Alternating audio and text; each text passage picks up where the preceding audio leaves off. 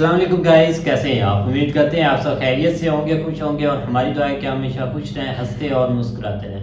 मेरा नाम है रहमान अनवर और मैं हूं मोहम्मद शेख और मैं हूं जफर इकबाल। और भाई देखने जा रहे हैं PM Modi biggest challenge to protect India economy. तो देखते हैं भाई वीडियो। अगर वीडियो पसंद आए तो लाइक सब्सक्राइब जरूर कीजिएगा, कमेंट में अपनी राय खजार जरूर कीजिएगा। करते हैं वीडियो स्टार्ट और देखते हैं। भारत रशिया को सीक्रेटली फंड कर रहा है। भारत की वजह से रशिया यूक्रेन पर अटैक कंटिन्यू कर रहा है। मानो भारत ही रशिया को मिसाइल्स, बंदूकें और सारे वेपन सप्लाई कर रहा है। भारत को अलग अलग नाम देना वेस्ट को काफी अच्छा लगता है। Snake charmers, cow piss drinkers, cattle class, ऐसे नाम देने के बाद अब हमें एक नया नाम मिला है एंड दैट इज लॉन्ड्रोमैन। एलिगेशंस ये है कि भारत रशिया का काला पैसा वाइट कर रहा है, क्योंकि अब भारत यूरोप का टॉप रिफाइंड ऑयल एक्सपोर्टर बन चुका है और हमने सऊदी अरेबिया को भी पीछे छोड़ दिया है। यूरोप के सारे रिपोर्ट्स यही कहते हैं कि भारत रशिया और यूक्रेन के वॉर का फायदा ले रहा है, जो सरासर झूठ है। क्या भारत रशिया की मदद कर रहा है? हमारे पास ऑयल ना होते हुए भी कैसे हम यूरोप को ऑयल सप्लाई कर रहे हैं? और इन सारी बातों का सच सब तक पहुंचना जरूरी क्यों? चलिए जानते हैं आज के इस वीडियो। हम इम्पोर्टेंट इश्यूज पर एक आसान भाषा में एक इंडियन पर्सपेक्टिव से वीडियोस बनाते हैं। अगर आपको हमारा काम अच्छा लगता है तो प्लीज वो सब्सक्राइब बटन प्रेस करना ना भूलिए। ये आपके लिए तो फ्री है, लेकिन इससे हमारी बहुत हेल्प होती है। चैप्टर 1, भारत के ऊपर attacks. Centre for research on energy and clean air CREA ने कुछ दिनों पहले एक रिपोर्ट पब्लिश किया, जिसमें उन्होंने एक सही पॉइंट रेज किया कि यूक्रेन पर अटैक करने के बाद वेस्टर्न देशों ने रशिया से डायरेक्टली ऑयल इंपोर्ट करना बंद कर दिया, लेकिन वो इनडायरेक्टली रशिया से ही ऑयल ले रहे हैं। हो रहा है ये कि कुछ देश रशिया से क्रूड ऑयल इंपोर्ट करते हैं, उन्हें अपने देश में रिफाइन करते हैं और फिर यूरोप और दूसरे वेस्टर्न देशों को बेचते हैं। वेस्टर्न देश कहते हैं कि जैसे ब्लैक मनी को व्हाइट मनी बनाने की प्रोसेस को मनी लॉन्ड्रिंग कहते हैं, वैसे ही इस वॉर मनी को लीगल और एथिकल दिखाया जा रहा है। ये रिपोर्ट कहता है कि यूरोपियन यूनियन भारत से हर दिन 3,60,000 barrels of refined fuel purchase करता है। और भारत ये सारे पेट्रोलियम प्रोडक्ट्स लाता कहाँ से है? हमारे पास खुद का ऑयल तो है नहीं। असल में भारत के थ्रू यूरोपियन देश रशियन ऑयल ही इंपोर्ट कर रहे हैं। इसमें गलती किसकी? भारत की, जिसने शुरुआत से ही नॉन अलाइनमेंट को अपनाया है, या इन यूरोपियन देशों की जो दिखावे के लिए यूक्रेन को सपोर्ट करता है और बैकडोर से रशियन ऑयल खरीदता है? सही सवाल पूछने से वेस्टर्न हिपोक्रेसी एक्सपोज होती है, इसीलिए उनकी मीडिया ब्लेम शिफ्ट करती है कन्वीनियंट टारगेट की ओर, भारत की ओर। और जैसे ही कोई वेस्टर्न रिपोर्ट आता है तो कई सारे जर्नलिस्ट अपने एजेंडा आगे करते हैं। सिलेक्टिव डेटा की हेल्प से ये दिखाने की कोशिश करते हैं कि भारत ही दुनिया के सारे प्रॉब्लम्स के लिए रिस्पॉन्सिबल है। इसीलिए इस पूरी बात की जड़ तक पहुंचना जरूरी है। ये समझना जरूरी है कि रिस्पॉन्सिबल कौन? क्या गलती सिर्फ भारत की है या इसमें और भी देश शामिल हैं? एंड एज यूजुअल बातें इमोशन से नहीं, डेटा से करते हैं। चैप्टर 2, ऑयल का चक्कर। भारत एशिया का सेकंड लार्जेस्ट रिफाइनर है। रिफाइनरीज एक कैपिटल इंटेंसिव बिजनेस है, यानी यहाँ बड़ा बड़ा इंफ्रास्ट्रक्चर खड़ा करना पड़ता है, पैसे लगते हैं। ये रिफाइनरी स्टेट ओन्ड यानी सरकारी हो सकती हैं, प्राइवेट हो सकती हैं, या सिर्फ सरकार और प्राइवेट प्लेयर्स इनमें पार्टनरशिप यानी एक जॉइंट वेंचर हो सकती है। भारत के पास खुद का ऑयल नहीं है, लेकिन फिर भी पेट्रोलियम एक्सपोर्ट्स भारत के एक्सपोर्ट्स का 12.9% हिस्सा है। लेकिन क्या ये नंबर रशिया के वॉर के वजह से बढ़ा है? बिल्कुल नहीं। क्या हम वॉर का इस्तेमाल प्रॉफिट कमाने के लिए कर रहे हैं? The answer is no. 2021 में top exporters of refined petroleum products की लिस्ट देखें तो भारत 3rd नंबर पर आता है। होता यह है कि हम जिन देशों में नेचुरली ऑयल है उनसे क्रूड ऑयल इंपोर्ट करते हैं, फिर उनसे पेट्रोलियम प्रोडक्ट्स जैसे पेट्रोल, डीजल बनाते हैं और फिर उसे यूज करते हैं, और जो थोड़ा बहुत एक्सेस बच जाता है उसे हम एक्सपोर्ट करते हैं। ये भारत के लिए वाइटल फॉरेन एक्सचेंज कमाता है। जहां पूरी दुनिया की कई सारी इकोनॉमीज फेल हो रही है, फॉरेन एक्सचेंज काफी इंपॉर्टेंट है। और जो कैपेसिटी भारत में लोकली यूज नहीं होती, सिर्फ उस कैपेसिटी को एक्सपोर्ट किया जाता है। अगर हम भारत का ट्रेड डेटा देखें तो हमने 2021-2022 में यूरोप को 84,397 crore worth refined petroleum products बेचे और 2022-23 में ये नंबर बढ़कर 1,39,804 करोड़ हुआ था। ये एक बहुत बड़ा जंप है, लेकिन ये जंप इन वैल्यू है, नॉट इन क्वांटिटी। अगर क्वांटिटी वाइज देखें तो 2021-22 में 98,224 मिलियन बैरल्स थे जब वॉर शुरू नहीं हुआ था, एंड 2022-23 में 1,38 मिलियन बैरल्स थे। मतलब अ ग्रोथ रेट ऑफ 1.8%। मतलब हम वॉर से पहले और वॉर के बाद सिर्फ 1.8% ज्यादा रिफाइंड ऑयल प्रोडक्ट्स बेच रहे हैं। That's it. अब बहुत सारे फैक्ट्स को ट्विस्ट करके ये दिखाया जाता है कि मानो भारत ही यूक्रेन पर गोलियां चला रहा है। जब से रशिया यूक्रेन का क्राइसिस शुरू हुआ है तब से यूक्रेन की एक ही मांग है that the world should stop buying Russian crude oil. अब जो देश रशियन क्रूड ऑयल पर डिपेंडेंट है वो तुरंत स्विच ऑफ नहीं कर सकते क्योंकि ऐसा करने में उनका खुद का नुकसान है। इसलिए G7 देशों ने मिलकर डिसाइड किया कि कंप्लीट स्विच ऑफ नहीं तो हम कुछ और डिसाइड करते हैं। हम एक प्राइस कैप लगाते हैं, मतलब हम एक अमाउंट डिसाइड करेंगे और अगर रशिया इस अमाउंट के ऊपर क्रूड ऑयल बेचने लगा तो हम उन्हें मरीन इंश्योरेंस नहीं देंगे, हम उन्हें हमारे शिप्स भी नहीं देंगे। बेसिकली एक प्राइस के ऊपर ट्रेड करना इम्प्रैक्टिकल कर देंगे। ये प्राइस था $60 पर बैरल। रशिया पर सीधा अटैक करने से अच्छा है उनकी इकोनॉमी पर अटैक करें, उन्हें फंड करना बंद करें। लेकिन ये फटाक से होना इम्पॉसिबल है क्योंकि दुनिया का 12% ऑयल रशिया से आता है और कई यूरोपियन देश रशियन ऑयल पर निर्भर। तो कंप्लीटली नहीं तो थोड़ा थोड़ा ही सही वो रशिया को फंड करना कम करें। इस प्राइस कैप की वजह से रशिया को 23% नुकसान हुआ है।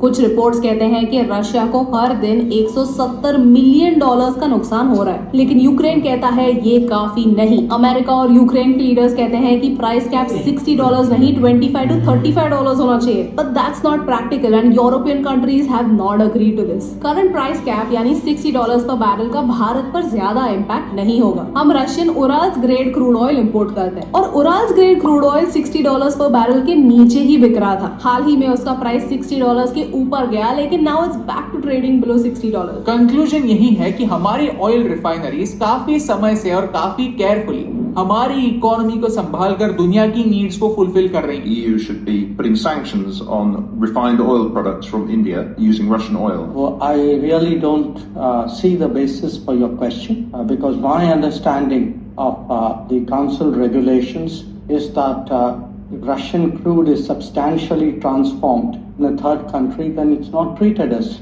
Russian anymore. I would urge you to look at Council Regulation 833/2014. सकून से की है। चैप्टर 3 रशिया की आइडिया। भारत तो है डिप्लोमेटिक, लेकिन रशिया एक्चुअल में एक वॉर लड़ रहा है। उनका इंटरेस्ट किसी भी रूल को फॉलो करने में है ही नहीं। इनफैक्ट उनका तो काम ही ये है कि रूल्स और रिस्ट्रिक्शन से बच कर निकले, और इसके लिए वो अलग अलग तरीके इस्तेमाल कर रहे हैं। फॉर एग्जाम्पल, गतिक नाम की एक कंपनी है जो मुंबई में खोली गई। फाइनेंशियल टाइम्स ये क्लेम करता है कि पिछले 1 साल में इस कंपनी ने 61 पुराने टैंकर्स खरीदे और फिर उन्हें रशियन ऑयल ट्रांसपोर्ट करने के काम में लगा दिया। वेस्टर्न एक्सपर्ट्स मानते हैं कि इस कंपनी को रशियन ऑयल जायंट रोसनेफ्ट ने शुरू किया और टैंकर परचेज फंड। इस कंपनी की वेबसाइट अंडर कंस्ट्रक्शन है। रजिस्ट्रार और कंपनीज में इसके कोई रिकॉर्ड नहीं। इनका मुंबई के नेपच्यून मॉल में एक छोटा सा ऑफिस है। इंडियन एक्सप्रेस ने ये रिपोर्ट किया है कि ये ऑफिस हमेशा लॉक्ड रहता है। ये सारी बातें काफी सस्पिशियस हैं। इंफॉर्मेशन छुपाने के लिए उन्होंने वेस्टर्न इंश्योरर से इंश्योरेंस भी नहीं खरीदा। जब भी आप कोई चीज इंपोर्ट करते हो तब जो प्राइस आप देते हो वो 2 टाइप की हो सकती है, FOB या फ्री ऑन बोर्ड या CIF that's cost insurance freight. FOB मतलब सेलर आपको सिर्फ शिप तक डिलीवरी देगा, शिपिंग कॉस्ट इंश्योरेंस वो आपको भरना है on top of the cost price.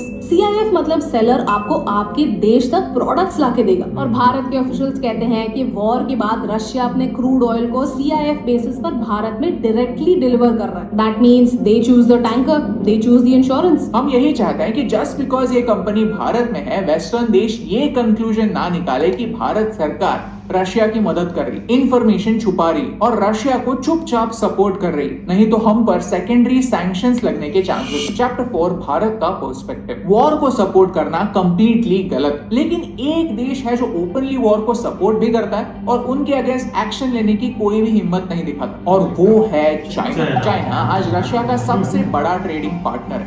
CRA की रिपोर्ट पर पहले पेज पर यह कहा गया है कि EU और G7 देशों ने कई देशों से रिफाइंड ऑयल के इंपोर्ट्स की। इन देशों में China, India, Turkey, UAE, Singapore शामिल। चलिए देखते हैं कि इस रिपोर्ट के अंदर का डेटा क्या कहता है। इस चार्ट में आपको वेस्टर्न हिपोक्रेसी साफ साफ दिखती है। Bharat anyway refined petroleum products export करता है। ये भारत का टॉप एक्सपोर्ट प्रोडक्ट रहा है कई सालों के लिए। इस चार्ट में भी देखिए तो सबसे ज्यादा जंप चाइना ने रिकॉर्ड किया है। चाइना के एक्सपोर्ट्स ऑलमोस्ट डबल हुए हैं। फिर भी किसी भी न्यूज आउटलेट ने इस बात को हाईलाइट नहीं किया। सारे ट्वीट्स और सारा अटेंशन सिर्फ भारत पे ही आ रहा है। चाइना रशिया से $190 बिलियन की गुड्स खरीद रहा है। $190 बिलियन जहां की भारत का रशिया के साथ सिर्फ $41 बिलियन का ट्रेड है। चाइना का रशिया के साथ ट्रेड 5 टाइम्स ज्यादा है, लेकिन फिर भी सारे लेक्चर्स सिर्फ भारत के। सेकेंडरी सैंक्शंस का थ्रेट चाइना को कोई नहीं देता। अगर चाइना को किसी ने सवाल पूछा तो चाइना उल्टी थ्रेट देता है। चाइना ओपनली कहता है कि रशिया और चाइना की फ्रेंडशिप में देयर आर नो लिमिट्स, लेकिन चाइना को कभी कोई क्रिटिसाइज नहीं करता।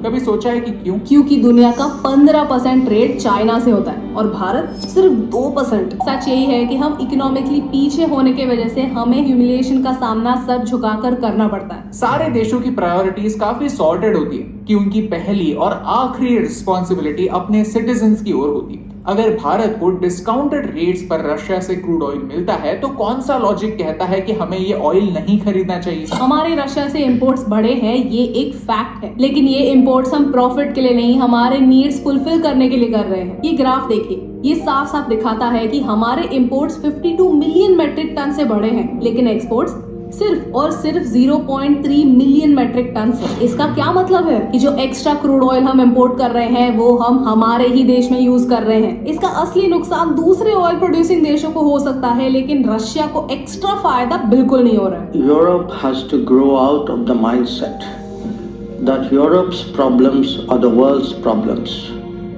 But the world's problems are not Europe's problems. इस एटीट्यूड की प्राइस आज नहीं तो कल उसे चुकानी ही पड़ेगी। The logic is simple. हमारे देश की रिस्पॉन्सिबिलिटी हमारे सिटीजन्स की ओर है, हमारा इन्फ्लेशन कंट्रोल करने की ओर है और हमारी प्रायोरिटी यही होनी भी चाहिए। जापान ने भी यही किया। वो G7 का एक हिस्सा है, लेकिन फिर भी उसने प्राइस कैप से निकलकर रशिया से ऑयल परचेज करना अपनी देश और इकोनॉमी के लिए ज्यादा बेहतर समझा। वो प्राइस कैप के ऊपर जाकर रशियन ऑयल खरीद रहे हैं, लेकिन जापान एक लॉन्ड्रोमैट नहीं है। वो पुतिन का वॉर फंड नहीं कर रहा है, वो तो सिर्फ अपनी इकोनॉमी का ध्यान रख रहा है। सिमिलरली पाकिस्तान ने भी रशिया से डिस्काउंटेड ऑयल परचेज करने की परमिशन अपने एलाय और जियोपॉलिटिकल लवर यूएसए से ली है। लेकिन इन दोनों देशों को इस डिसीजन के लिए इंटरनेशनली कोई क्रिटिसिज्म फेस नहीं करना पड़ता। गुस्सा तब आता है जब ये सारी लेक्चरबाजी सिर्फ भारत के लिए रिजर्व होती है। अगर आपको इस वीडियो से वैल्यू मिली, कुछ नया सीखने मिला, तो हमें सोशल मीडिया पर फॉलो करना ना भूलिए, because as we always say in geopolitics there are no permanent friends, only temporary interest. और यही इंपॉर्टेंट बात आप तक पहुंचाने से मुझे फर्क पड़ता है। हाँ जी गाइस, तो बिल्कुल बहुत अच्छा एक्सप्लेन किया है अभी नियो भाई ने। लेकिन ये कि अब यहाँ पर अगर बात की जाए तो काफ़ी ज़्यादा उन्होंने एक एक्सप्लेन कर दिया कि इंडिया को भाई सारी बात है, अब आग तो तब लगी थी जब भाई सबसे बड़ा एक्सपोर्टर बन गया इंडिया, कि उन्होंने भाई इतना आयल बेच दिया कि भाई सऊदीया से भी आगे बढ़ गए। तो जब ये चीज़ें बेचारे सुनते हैं ना, वो इस चीज़ को सह नहीं पाते। ये चीज़ है सबसे बड़ी, और ये उभर कर सामने आ गया कि भाई सबसे ज़्यादा माल तो ले रहा है चाइना। अब देख ले, इतनी ज़्यादा तिजारत उधर कोई नहीं हाथ उठाता, लेकिन इंडिया की तरफ फिर भी इंडिया भाई अपना लगा हुआ है। पीएम मोदी लगे हुए हैं। उन्होंने कभी इस पर अगर कोई सवाल पूछता है फॉरेन मिनिस्टर से, तो वो आगे से अपना ऐसा जवाब देते हैं कि वो फिर के बोलता नहीं है। और अपना देखो ना, एक जैसे कि यूरोप का एक जो यूरोपियन कंट्री है ना, वो रिएक्शन दे रहे थे, तो वो एक मतलब की चीज जो फॉलो करते हैं ना, कि वो एक उन्होंने मेंशन बस इंडिया को किया हुआ था। हाँ। लेकिन जब से डॉक्टर एस जयशंकर ने उनको भाई एक जवाब दिया ना, उधर बैठकर उनके मतलब के एक मीडिया पर और उनके लोगों के सामने, तब जाकर मामला कुछ ठंडा हुआ कि जो भी आपकी प्रॉब्लम है आप मतलब के पूरे वर्ल्ड को उसमें घुसेड़ते हैं कि ये भी चीज़ इनके साथ भी होनी चाहिए, ये भी इस चीज़ में मतलब के कुछ ना कुछ सफ़र करें। लेकिन आपकी जो इंटरनल पावर एक होती है मतलब कि प्रॉब्लम सब पर डाल देते हैं, लेकिन जब दूसरों की प्रॉब्लम होती हैं आप खामोशी इख्तियार कर जाते हैं, आप कुछ बोलते नहीं हैं। तो इस पर इंडिया ने भाई काफ़ी एक करारा जवाब उनको दिया। बिल्कुल, ये जिस तरह स्टार्ट में प्रेशराइज्ड किया गया था ना सभी कंट्रीज को, खासकर वो उनका असल में उधर तो जोर चलता नहीं, वो ज़्यादा फिर इधर प्रीफर करते हैं एशियाई कंट्री जो है ना इनके ऊपर। लेकिन खासकर इंडिया और पाकिस्तान को पता नहीं वो क्यों ये सारे गोरे वगैरह इस नज़र से देखते हैं। लेकिन ये अब तो खैर काफ़ी माइंड सेट उनका चेंज हो गया होगा। उसकी रीज़न क्या है, हम तो खैर अपने आप को इसमें नहीं लाते, लेकिन इंडिया का जो सिस्टम है ना, वहाँ की जो सिचुएशन उस लिहाज से जो है ना वो अब थोड़ा सा बराबरी बेस के ऊपर फील करते हैं। बल्कि इंडिया तो बहुत सारे कंट्री से अब आगे भी निकल गया इकोनॉमिकली। तो जो सबसे ज़्यादा उनको चीज़ ने परेशान किया है या इंडिया को जिस चीज़ ने थोड़ा सा स्टेबल किया, वो बिल्कुल ऐसे डॉक्टर एस शंकर साहब के जो हाँ, ये और starting पीछे से वाले भाई ये support भी जुमले है थे ना, जो सबसे बड़ी। उन्होंने उस वक्त बोले थे, पीछे और country आज में तक हिम्मत भी है और बोलने आगे की। तक भी जो है ना ये चीज़ें, ये एक दो जुमले जो है ना वो उनको याद आते रहेंगे, और हर कोई जो है ना इस चीज़ के ऊपर बात करेगा कि यही वो चीज़ है जिसकी वजह से इंडिया ने अपने आप को स्टेबल किया। तो ज़ाहिर बात नहीं, अब देखो ना, एक डाउट भी नहीं, अब खुल्लम खुल्ला अमेरिका एक्सपोर्ट कर रहा है, उन्होंने ऑलरेडी मतलब कि हर मंथ को ना कोई वो इतनी मतलब कि एक उनको पैसा दे देते हैं या वेपन दे देते हैं, तो वो मतलब कि उनका ना तो कोई चीज़ पर मेंशन होता है ना कोई नाम लेता। मैंने कई दफ़ा न्यूज़ पढ़ी है कि आज अमेरिका ने इतने वेपन दे दिए, इतनी मतलब कि मनी दे दी, तो उनको एक मतलब कि एक फ्रंट फुट पर आना चाहिए ना। लेकिन ये कि भाई आप देखें ना कि यूक्रेन पीछे से भी हमने सपोर्ट तो- भी है ना, ये सबसे बड़ी बात है कि कंट्री के पीछे से सपोर्ट भी होती है। अब देख लें कि एक फॉरेन मिनिस्टर पीछे आगे बोल रहा है तो पीछे से भाई उनको सपोर्ट है बहुत सारी, तो तो तभी ज़ाहिर जाकर बात आगे है बातें होती है ना। लेकिन लेकिन उनके पास है, हाँ, ये PM चीज़- मोदी जी नहीं, हैं, रशिया तो को तो ज़ाहिर भाई बात काफी उन्होंने- कि जो भी है उनके पास ये चीज है, सबसे बड़ा हथियार भाई अपने ये जो एक उनके एक तेल है ना, यही बड़ा है। हाँ। एक अपनी मतलब कि इकोनॉमी को सेट करने के लिए या चीज़ों को एक मैनेज रखने के लिए, चाहे वो जिस तरीके से मतलब कि बेचे या जिस कंट्री को बेचे, कौन खरीदे आगे, ये किसी का मसला नहीं है। सही बात है। तो इसी पर वीडियो थी, तो उम्मीद करते हैं आपको वीडियो पसंद आएगी। अगर पसंद आए तो लाइक सब्सक्राइब ज़रूर कीजिएगा, कमेंट में अपनी राय का इज़हार ज़रूर कीजिएगा। अल्लाह हाफ़िज़।